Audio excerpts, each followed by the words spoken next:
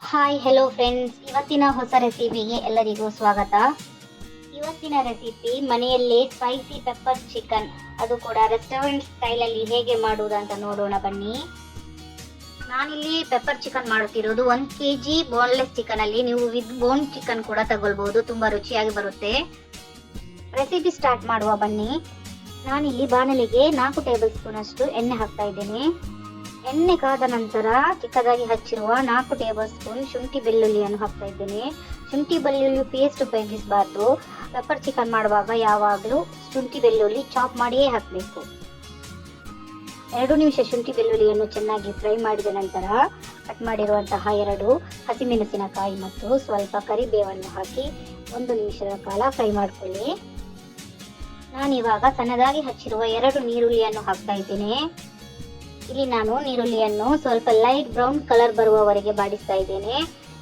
ನೀರುಳ್ಳಿ ಸ್ವಲ್ಪ ಬಾಡಿ ಬಂದರೆ ಸಾಕಾಗುತ್ತೆ, ಹೆಚ್ಚಿಗೆ ಫ್ರೈ ಮಾಡುವ ಅವಶ್ಯಕತೆ ಇಲ್ಲ. ಲೈಟ್ ಆಗಿ ಬಾಡಿ ಬಂದ್ರೆ ಸಾಕಾಗುತ್ತೆ, ಅದುವೇ ಪೆಪ್ಪರ್ ಚಿಕನ್ಗೆ ಒಳ್ಳೆ ಟೇಸ್ಟ್ ಅನ್ನು ಕೊಡುವುದು. ನೋಡಿ, ಇವಾಗ ನೀರುಳ್ಳಿ ಬಾಡಿ ಬಂದಿದೆ. ಈಗ ಕಟ್ ಮಾಡಿಕೊಂಡಿರುವ 1 ದೊಡ್ಡ ಕ್ಯಾಪ್ಸಿಕಮ್ ಅನ್ನು ಹಾಕಿ 2 ನಿಮಿಷ ಫ್ರೈ ಮಾಡ್ತಾ ಇದ್ದೇನೆ. 2 ನಿಮಿಷ ಫ್ರೈ ಮಾಡಿದ ನಂತರ ಮುಚ್ಚಳವನ್ನು ಮುಚ್ಚಿ 3 ನಿಮಿಷ ಲೋ ಫ್ಲೇಮ್ ಅಲ್ಲಿ ಬೇಯಿಸಬೇಕು.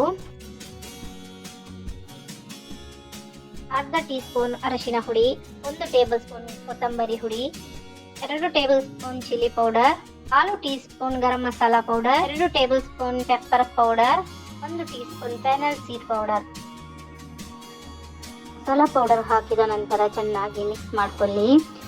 ಚೆನ್ನಾಗಿ ಮಿಕ್ಸ್ ಆದ ನಂತರ ನಾನಿಲ್ಲಿ 4 ಟೇಬಲ್ ಸ್ಪೂನ್ ಅಷ್ಟು ನೀರನ್ನು ಹಾಕಿ ಪುನಃ ಒಮ್ಮೆ ಮಿಕ್ಸ್ ಮಾಡ್ತಾ ಇದ್ದೇನೆ. ನೋಡಿ, ಇಲ್ಲಿ ನಾನು 4 ಟೇಬಲ್ ಸ್ಪೂನ್ ನೀರು ಬೆರೆಸುವುದರಿಂದ ಮಸಾಲೆ ಮತ್ತು ನೀರುಳ್ಳಿ ಒಳ್ಳೆ ಕಂಬೈನ್ ಆಗಿ ಚೆನ್ನಾಗಿ ಬರುತ್ತೆ.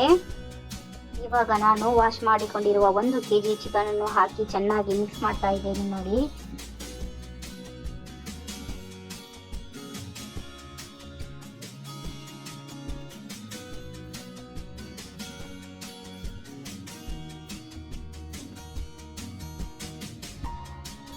ಇಲ್ಲಿ ಚಿಕನ್ ಮತ್ತು ಮಸಾಲಾ ಒಳ್ಳೆ ರೀತಿಯಲ್ಲಿ ಮಿಕ್ಸ್ ಆಗಿ ಬಂದಿದೆ. ಇವಾಗ ನಾನು ರುಚಿಗೆ ತಕ್ಕಷ್ಟು ಉಪ್ಪು ಮತ್ತು ಅರ್ಧ ಲಿಂಬೆ ರಸವನ್ನು ಹಾಕಿ ಚೆನ್ನಾಗಿ ಮಿಕ್ಸ್ ಮಾಡಿಕೊಂಡಿದ್ದೀನಿ.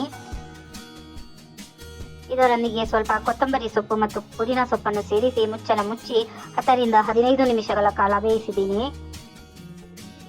ನೋಡಿ, ಇವಾಗ ಚಿಕನ್ ತುಂಬಾ ಸಾಫ್ಟ್ ಆಗಿ ಬೆಂದು ಬಂದಿದೆ.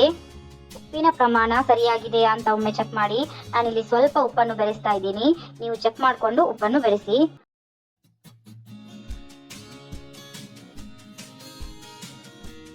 ಇವಾಗ ನಾನಿದಕ್ಕೆ ಸ್ವಲ್ಪ ಕರಿಬೇವು, 1 ಟೀ ಸ್ಪೂನ್ ಪೆಪ್ಪರ್ ಪೌಡರ್ ಅನ್ನು ಹಾಕ್ತಾ ಇದ್ದೀನಿ.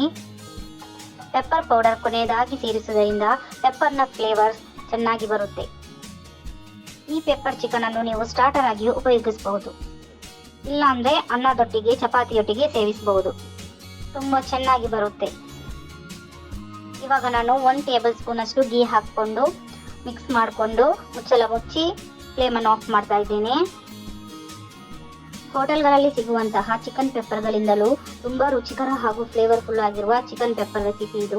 ಖಂಡಿತವಾಗಿಯೂ ಟ್ರೈ ಮಾಡಿ. ನಿಮ್ಮ ಅಭಿಪ್ರಾಯವನ್ನು ಕಮೆಂಟ್ಗಳ ಮೂಲಕ ತಿಳಿಸಿ. ಈ ವಿಡಿಯೋ ನಿಮಗೆ ಇಷ್ಟವಾದಲ್ಲಿ ಲೈಕ್, ಶೇರ್ ಅಂಡ್ ಸಬ್ಸ್ಕ್ರೈಬ್ ಮಾಡುವುದನ್ನು ಮರೆಯದಿರಿ. ಧನ್ಯವಾದಗಳು.